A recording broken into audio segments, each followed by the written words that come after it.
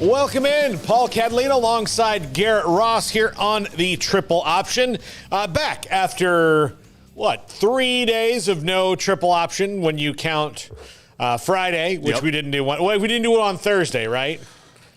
So we had Wednesday. Yeah, we didn't do Thursday. Friday, we typically don't do one. Yeah. Thursday, Friday we don't do one. Thursday we didn't do one because we were filming a lot of stuff. A lot of stuff. So it was just easier for us to film things and do it better. Here's the thing. I understand that you guys want to see me every day because I want to see me every day because I'm awesome. You are awesome. But that's that's the most brash I can ever get. There's so many people in our industry that are like, this is the best show you've ever seen in your life. I'm not with all that. And we're the authority on everything. Yeah. And you do have to toot your own horn. And I know that we do good work, and I appreciate it. But it is very hard. It is very hard. And there are things as we grow that we have to do more of. And do that, I just need to make sure it's organic and not here's why we're awesome. Well, I also think it's more of a balance of coming across genuine about something and being confident with it instead of being arrogant or an ass. There's two different ways of going about it and properly delivering the same message of how you carry yourself or your company in general. Yeah. I mean, I'm always proud of the work that we do in what we can get across. And we're not even I'll just tell you right now, we're not even scratching the surface of what this is about to be. Oh no, we have, and we have one person watching the show right now. So, maybe they just forgot, and it's retired stockbroker. No, he's in the chat. We got 34 watching. Oh, with 34. Oh, there we go. Sorry. Okay. It just says 1 on mine. So now we're at 46. It's 46. bumping. Okay, there we go. Was 1 in the chat. So I was gone. I went to Nashville over the weekend just to get a little time with my in-laws. We had almost the whole crew of Amanda's family there, save for Bella, who you guys met, actually. She was here. And then her dad, Troy, he had to work, so he couldn't come. But Carrie, who is my sister-in-law, and 3 of her 4 kids were there. And then I got to see Rami and Bree, who you guys have also met. Coming here to the show. So I got to see all those people. It was really fun. I love being in Nashville. I love going there. It's a great city. And there's great stuff. I was in Murfreesboro, so I wasn't even really in Nashville other than to land and take off. Right. But, it was great. It was great to see friends that we have up there. I love it. It was a nice, relaxing end of summer jaunt. I saw something in the airport yesterday that I've never seen before. I should have given you a lower res picture so you could show it. But I took a picture and sent it to you. I saw a guy, and I had to work through this with Amanda last night because I don't know how a guy this drunk gets into the airport and through security. This was not in the outside security area where you can sit and look, Nashville doesn't really have that. As soon as you're done, some airports do. Orlando, they have a mall, the mall area of shops. There's one outside of security, or they used to be. I don't know how they've moved things around, but used to there would maybe be. Think about Love Field. We've been to Love Field. There's some places you can sit down. There's a Brugger's Bagels, whatever, right there, outside of security, and do that. I saw a man yesterday, and I had to work through it with Amanda because the one thing I didn't know, and I even talked to the paramedics, and this is how bad drunk he was. How a guy this drunk gets to the airport by himself, gets through security, checks a bag, whatever he does, by himself and doesn't get stopped. Right. So my theory is that he came in off of just partying all night long because it was 5:30 in the morning when I saw him. So just came in after partying all night long. Got through as best you can. No one at TSA noticed, or they're whatever, get this asshole on the plane. He'll be he's not our problem once he's through security. And this dude was, I'm going to back up for a second so you can see. He was sitting on a chair like a kind of a couchy type chair in the middle of the C terminal in the Nashville airport at B&A. If you've ever been there, you know what I'm talking about. And he's just like this. Yeah, he was definitely slumped. Well, the other part was he was like, when I first saw him, I almost ran to help him because he was almost falling off the chair asleep. And then he like popped back up. You know that thing you do when it's just like, huh? And he did. And so I went into the you can buy, like, here's the best part about the Nashville airport. You can buy whiskey at the airport, and they'll seal it in a bag for you. Of course they and will. you take it home. So I bought my whiskey. Company Distilling is the one I like the most there. And so I get on the like get it, and I'm walking out, and I just see this guy even worse. Like just that. So I go and I sit down behind kind of a partition because there's some tables there so I can work before I get here. And I'm not going to be going to sleep like him and all that. So I go and, whatever. I start working, and then like the lady who's like kind of cleaning up in the area, like sees him, and then she calls in on the radio, and then the paramedics come. And they come and ask me like, hey, you know what's going on with this guy? I'm like, he just looks blasted to me. He's like, yeah. And this is the exact words. Yeah, no crap, dude. He's blasted. I was like, yeah, I don't know him or anything. Right. Yeah, like that's your responsibility. I don't know him. And he was like, but the guy was like kidding around. Like, yeah, I said, he is just ripped beyond belief. Gone. Slobbering. So they got him up and walked him to this area in the back, gave him an IV. I don't know what else happened. Yeah. I think they gave him, the guy said they were probably going to have to pump 2 to 3 bags in him to get him like cleared and awake, which means that he had to pee like no one ever else had to pee ever in an airport. And which happens a lot. Like, have you ever seen like somebody getting off the plane? Oh, just that was mad dash. The mad dash because they had to pee, but they're like, we're landing in 2 minutes. And you're like, oh God, oh God, oh God, oh God. And then you're sitting there waiting for everybody to get up. You're in the middle and you're just like, oh God, my kidneys are going to explode. I'm sure that's what it was like. But he came walking back, but his shoes, like his clothes were all strewn about. It was the weirdest thing I've ever seen. But it was, I still don't know how a guy that drunk got through TSA. I think that it's, honestly, I feel like in areas like Nashville, maybe, like Miami, Vegas, Cancun. Because I'm thinking about this. Like, I was pretty messed up when we came back from Cancun my senior year. And it was a rough plane ride. And so I think it's more common in areas like that. But my thing would be the medical bill that I'm going to get because I was too drunk and had to get IVs in the airport. That would make me mad at myself. Like, really mad. Yeah, I didn't even think about that part. I'm just thinking of the medical bills because they're going to tax, you're going to get hit with it. And then to me, it's like, do you double down on it because it's in an airport? It's not like a regular hospital? Like, I don't know, man. I don't know. Like, I don't know how they do that. I mean, again, if honestly, like how he found his ID, got through security. Like, somebody probably had to have helped him. But he was there alone. He was just there alone. So I did see a group of dudes in a bar, like around the corner, and I wonder if maybe he was part of this group, and then they just left him there, and then maybe he was going to a different place. Like they're all leaving, they're like, we're gonna keep drinking because the bars are open at 6 a.m. And and he was just like already gone, and they're like, no, Fred's okay. Yeah, I don't know. I don't know. And they have the cool, like in Nashville, they have the cool scanners where you don't have to take anything out of your bag. You just put it in. So, Austin had one of those, didn't they? Yeah, Austin has that. Yeah. I had that both ways of the trip. Yeah. So Vegas has it now. Garrett's gotten through now twice. Yep. So. Know what it is, man. Anyway, so to business, Garrett. Mm-hmm. And earlier today, I sent you an article from ESPN.com. Yep. And that was the toughest and easiest schedules. Yep. And it is written by Chris Lowe, a guy we've had on the show a couple times. One of the best college football writers and really plugged into the SEC.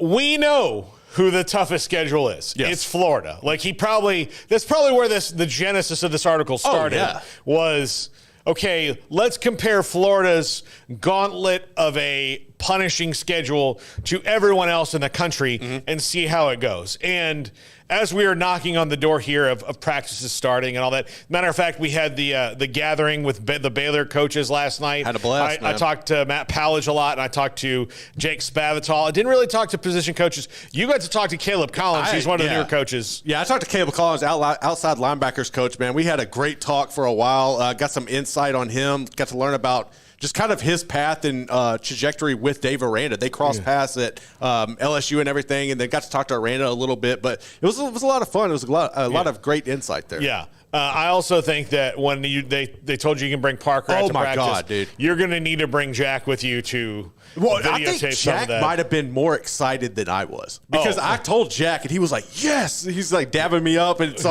my immediate thought was like, Jack's pictures. I want Jack to get some pictures out there. Yeah. It's going to be, I mean, like he's just going to. Well, I've been wanting to do that for a while. You know me. Like it takes a while for me to kind of get warmed up to things. Yeah. And I was like, you know what? Ask him. So I asked Aranda, I asked Brent Ingram, the head of the SID department over there, and they were all for it, man. Bring Parker out, let him get to meet the team. I can't look if we get some video of it. What we need to show it on both shows. Yes, but Parker has he's a ham now, man. He is very much so. He is. I mean, the last time he was in here, I think he was like we was a spring cleaning day that he was here, and so he immediately went and sat up next to me at the thing, thinking we were going to do because last time that's what he did, and then I was like, no, buddy, we're not, and he had this look of like, okay, you might not, like you might not, but Parker's in the studio, bro. Exactly. We are doing a podcast, so.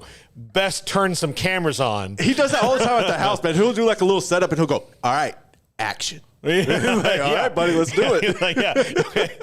I get it. You guys were not planning on doing your podcast today. But it's mine. But this is not about you. Yes. You get to come here every day. I only get to come like once every couple of months. So, that'll be really exciting. Hardest schedule, Florida. By far, ridiculous. Their last 6 games are just... It's absurd. It's absurd. It is absurd. If I didn't hate them so much, I would feel sympathy. I mean, I'm right there with you. I'm thoroughly going to enjoy watching Florida get smashed this year. That's the thing about this that makes it so unsportsmanlike, right? So I would like to be like, oh man, poor guys, but like when it's like when you find out the bully from your high school is like the lowest man on the totem pole at his crap office. Like that's where it is. You're like, oh well. Too bad for him. How the tables have turned, my friend. Life is cyclical, isn't it? It's always going to come back around. Oh, that's great. That's just kind of how it feels. Yep. I know for people who don't like Texas, it will never happen to Texas. It will never happen to Texas. No. I have many theories, though, on why this happened to Florida. The most of which is they already had a non-conference schedule that had Miami and UCF on it. Then the schedule changes for everybody. Somebody had to lose that SEC schedule lottery this year with the new formula that they're doing. But when you have Miami, UCF, and Florida State in your 3 non-conference games, you're kind of hoping that factors into any of the scheduling at all because really and look, there's a lot of SEC teams with really good non-conference schedules, but nobody has that one that tough. Right. There's nobody that has one that tough. Especially if Miami's as good as we think they're going to be this year, Florida State's still going to be good, and UCF is going to be better. That's 3 teams in your state that are all tough and all hate your guts. Yeah, I mean, and it's also like a recruiting battle. That's exactly. All eyes are going to be on that game if you're a recruit. So UCF and Florida are by no stretch of the imagination rivals, but nothing would make the people in Orlando happier than to, put a dent in Gainesville. It's just how it is. Like they would love it to be able to do it again. Remember they did it in a bowl game, but they would love that. Like it again. You can't. Well, the team like Florida that already has Tennessee, LSU, and Florida State as their main kind of rivals, and that Georgia. And LSU's like 4th on their list, and that's still a pretty big rival. Yep. Florida State's number 1, Georgia's number 2, Tennessee's probably number 3, and then LSU's number 4. Like, and those most people don't have that many. Florida has a lot. Well, they got a target. They made themselves they made themselves a target. Yeah. So you already have that. You add in Miami, who is a rival you don't play a lot, but there's a sense of a rivalry there. It's not as classic as the other ones because they don't play all the time, but it's there. And then you get this schedule where like, okay, well, Texas and Oklahoma are coming in. Well, you'd rather get Oklahoma, but you get Texas. Yeah. A&M is there, a team that you've split against, I think, when they've played. Or maybe A&M might be 2-1 against them. I mean, they haven't played all that much. I can't remember on that one. You still have Georgia on the schedule. Yeah. I mean, that one's not going away. And so then you get all of that thrown in, and the worst SEC game you're going to get is Mississippi State, who again does not like you. No, I think it's going to be intriguing to see how long, how long this team goes through if the losses start piling up and you just mentally give up on your locker room. That's going to be interesting to see and track. Also, how the offensive line holds up throughout the season and what Graham Mertz is able to do, because you're going to have, we know it, Graham Mertz is going to make a lot of mistakes. Yeah. But he has one of those games where he throws 3 picks, the DJ Lagway train. Well, and the thing is that last year Graham Mertz did not throw a lot of picks. They just had a lot of 3-and-outs. Yeah. I mean, they just had a lot of 3-and-outs. Out of Pearsall, he had nothing. They really couldn't spread the ball out. But he had Pearsall and Etienne last year. Both those guys are gone now. Yeah. They brought in some people. Billy Napier says this is the most talented team he's had at Florida, but that's not really. That's not saying much. No, I mean, that's like saying this is the best. This is the best steak I've ever had at Golden Corral. Right. Okay. I mean, you haven't had good ones while you've been there. This one might taste better than the other two, but is it just because you happen to catch the steak bin as it came out from the back as opposed to 2 hours later? That's all a matter of perspective. I do wonder that either Florida did something egregious at one of these SEC meetings, locked Greg Sankey in a porta potty or something. Let's see if we can get Sankey in here. Okay. Or, put a bunch of hot sauce in his coffee.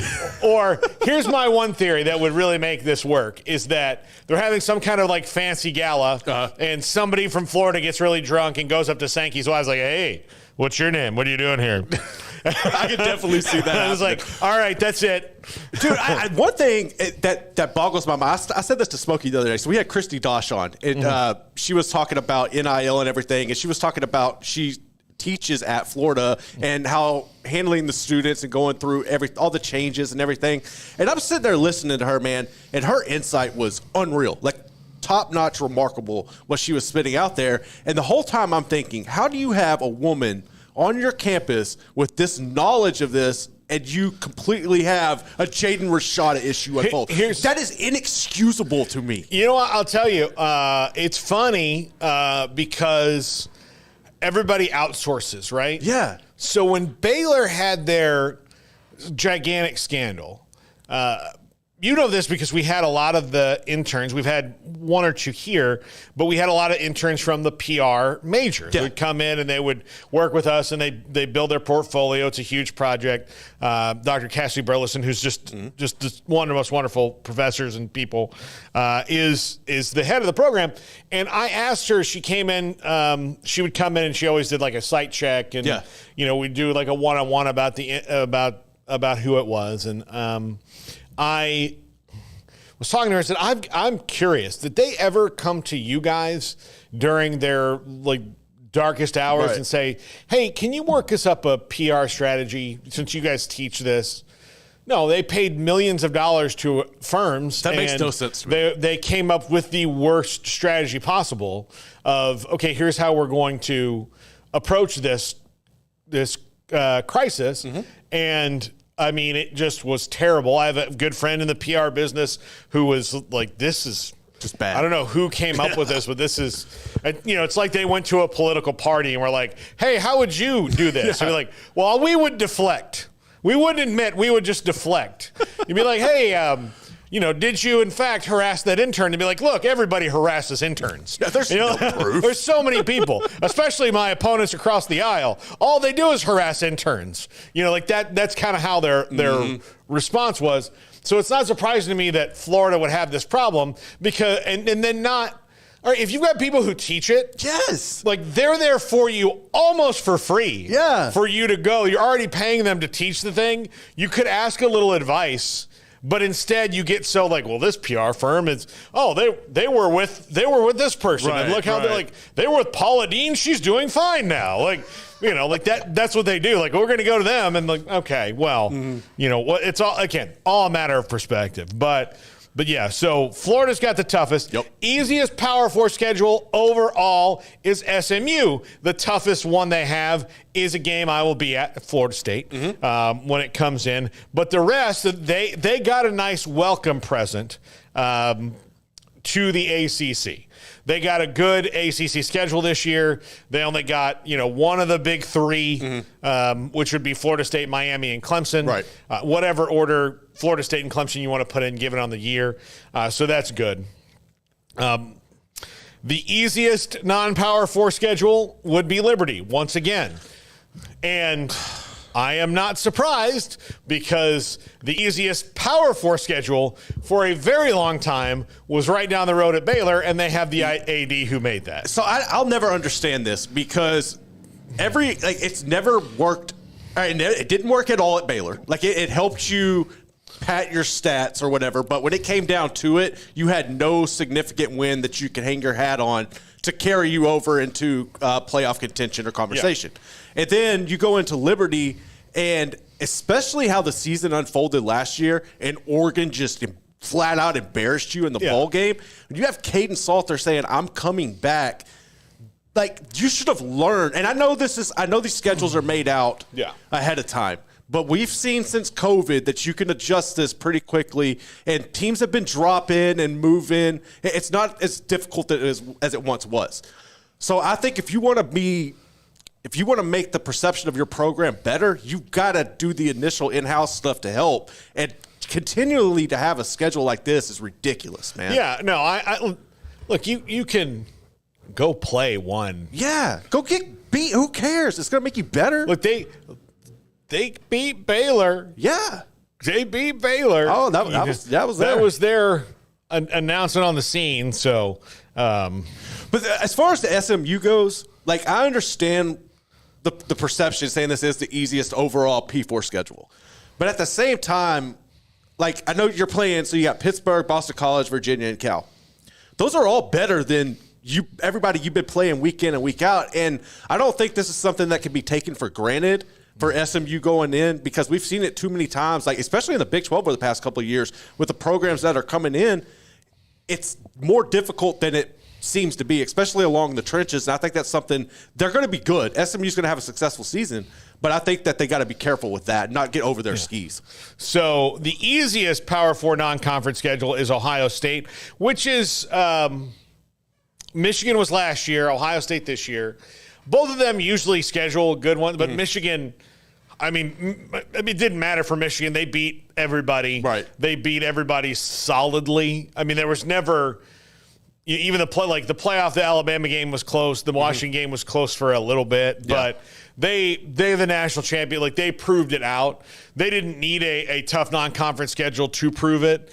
But they did have to keep winning. My only concern about Michigan was, okay, when you've played teams that are really good and can match your talent, what's going to happen? And they still won. Yeah. They still won. They would have beat probably anybody they played last year, although I would have loved to see a very healthy FSU team get a crack at them because, Yeah. But I don't, it didn't happen. And the FSU probably loses, they're so good on defense, FSU probably still loses that game. But but this one, though, I think you got to be careful if you're Ohio State, because remember last year, right? Like all the talk going into it was Georgia's schedule and how cake that was. And I think Ohio State can find themselves in a situation where, like, if you don't take care of business, you could find yourself missing the playoff like Georgia did last year when you had a layup before the season even started. Yeah. Clemson's first few games, Georgia App State, NC State, FSU, all going to be really tough. So we'll know early on about them. But I want to get into what you did. You think that there are some Big 12 teams that have tougher schedules than some of the ones that are on this list, like UCLA and was it Oregon? Yeah, so what it is right now you have a section in this article where it's must-see non-conference games. And what they did was, and I appreciate them doing this, was the only games considered were games actually on campus. So if it's a neutral site game like LSU and USC, it does not make this list. So I'm going through, like, you got Miami at Florida. That should be – I agree with that. Notre Dame at A&M, I agree with that. Penn State, West Virginia, I'm really excited for that game. But going down the list, you get here and you get Oregon at Oregon State and UCLA at LSU and back-to-back. And I really don't think either one of those are good games. Like, I think that – Oregon State, with the unfortunate circumstance they find themselves in, aren't going to be able to compete with Oregon. Now, I know it's a rivalry game, the bitterness, yada, yada, but I just think realistically Oregon's talent, that shouldn't be a good game. And if you look at UCLA, like LSU's not that good. Like they're going to be an average team this year. They're going to be pretty good, but like they're significantly better than UCLA. It's like UCLA going to Death Valley. I don't think that's necessarily a good game. So I was intrigued and looked at how some of the Big 12 teams could stack up and possibly replace those from my perspective. And the first one that jumped out to me is on October 5th, UCF at Florida, the game we just talked about earlier, man. Like, dude, like I think UCF is better than Florida on paper. I think they're better than Florida on the field. I think they have a better coach. They got a better quarterback. They have better running backs. Like, that is going to be a hell of a game. And I think that's one that definitely should have made this. Yeah. I mean, they've got Kobe Hudson at wide receiver. I mean, they're good. I mean, we'll see. I mean, this is going to be a big test for them. But, yeah, UCF at Florida, and they played in the bowl game, which is a huge one. Mm-hmm. But them going in with a team that can beat Florida into the swamp cannot be overstated how important that is to them as now a fellow power conference team, a Big 12 team versus the SEC. Yes. This is a game that the whole conference. This is one they need to win for the conference. Yes. Like we'll be like, guys, if we're going to get, if we don't win any other non-con games. Yeah. This is one of the ones we really would love to have. It kind of follow on that mold. The second game I came across that I think could make this list over those two matchups in particular is going to be September 7th, Arkansas at Oklahoma State. Yeah. Now, this is the first time they're meeting since 1980, which I did not realize. Wow. But they played annually from 1962 to 1980. So, Barry Crawford, Wet Blanket, like I'm interested to see how excited Pokes fans are for this matchup because while Arkansas is down, I mean, I think that's one that could be definitely one to keep an eye on in this mix. Another one I'm looking at. Now, I know this isn't a sexy matchup, and that's probably why it's not on there at all, but Iowa State, Iowa on the 7th, like that's a big game. That's another one of those where if you're the Big 12, you have an opportunity to get a dub over the Big 10. The Cyclones have lost 7 of 8 in this, but that's one I think could make the list. And then I think this one's interesting. BYU at SMU on a Friday. Like, that's going to be fun. I think Gary Bohannon is the type of quarterback that you could rely on in a situation like that if you're BYU. I'm not really sold on how many wins he can lead them to throughout the year, but I think his experience in a game like that could be one that would be fun. Plus, that's another one where the Big 12 has an opportunity, especially now with the ACC and the Big 12 kind of going at it with who's the number 3 conference here. If that's a win that BYU is able to get, that's another big one for the conference as well. And then a couple of wild cards just because they're unique. Baylor at Utah, while it's a conference game, but it's a non-conference game. And then Arizona and Kansas State. I think that's kind of one that falls into the same match. Yeah. Yeah, good work on those, figuring those out. Oklahoma State, Arkansas is something that they should consider doing more often. Yes, especially with Oklahoma game gone. Well, yeah, Oklahoma game's gone.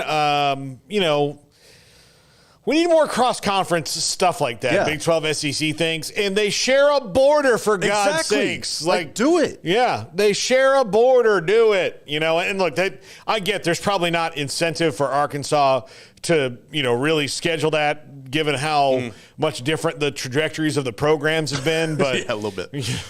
But yeah, I think that'll be great. That's going to be a big one. Oklahoma State's going to be lit up for that one. Yeah. They're going to lit up for that one. That for sure.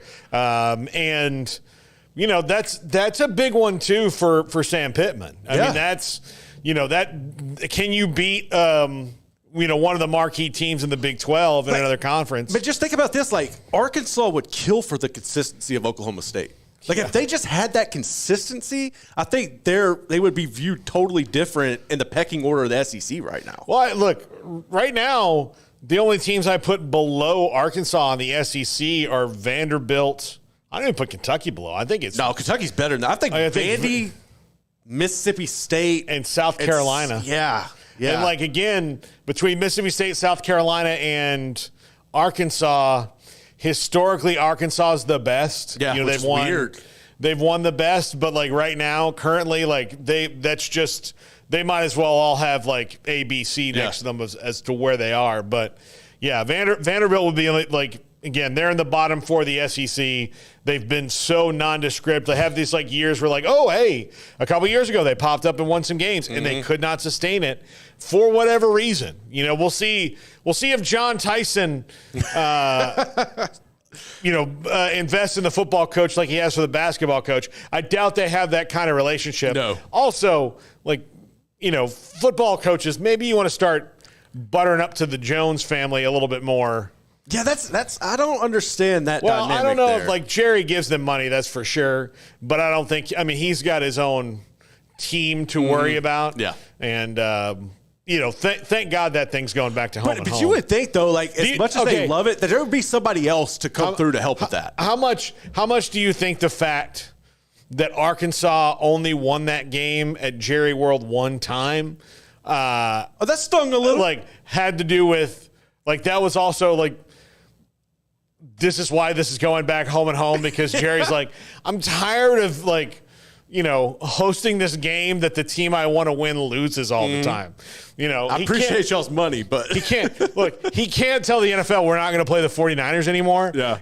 He can't do that, but he can certainly go, maybe it's time you go back home and home. Yeah. And they're yeah, we'd rather do that. And he's yeah, it's probably, this year we've got the Jonas Brothers coming in, and then Beyonce, and then we might have Beyonce again. I don't know. It's just that day is always, it's just a tough day on the calendar for us. We'll have a Cowboys game. It's just, it's just not going to work. Let's not get into that. And they're we kind of wanted to stop it anyway. And he's no, it's not, because I've had, 10 of these in a row that only one of them ended well. Or maybe 2. I think Arkansas won 2. I think they won a couple of them. I think they won 2 of them. But that game was, for so long for Arkansas, they would be in control, and then A&M would their way to a win. Just ridiculous. And then Arkansas was oh, well, crap, here we go again. Yep. So, yeah, they won a couple of them. But of the 10 years they did it or whatever, A&M ran away with that series. Yeah, it wasn't even close. So, but yeah. Anything else in this game? Here's some of the watch it games he has, which I think are interesting. Boise State at Oregon, which that should be the LeGarrette Blount thing. We had LeGarrette on at the Super Bowl 2 years ago. He was great. Yeah, he was awesome. And we didn't even ask him about it, and he kind of brought it up. He decked that dude. That was one of the funniest things I've ever seen on live TV. It was it's not something you do, but I loved it. It was funny. It was akin to Rougned Odor and Jose Batista. Sometimes. Yep. When you have the distance from it and realize, but the dude, I understand where that guy was coming from, but you don't go up in his face like that.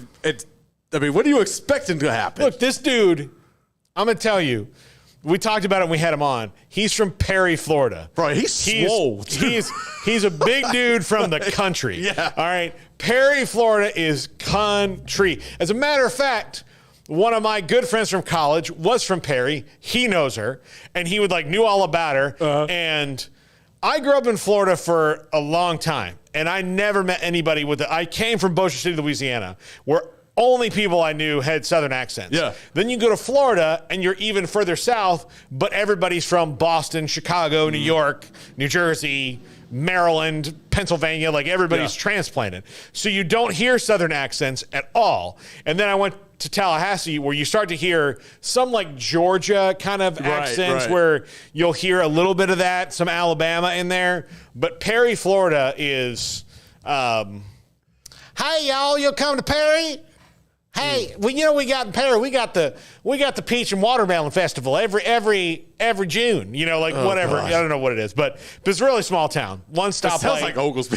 Yeah, yes. It's a little bigger because they have 11-man football, but yeah, absolutely. It's just one of those things where the accents are not understood. You get a little bit of oh, hey, y'all come over here. I heard of y'all and not of you guys. Right.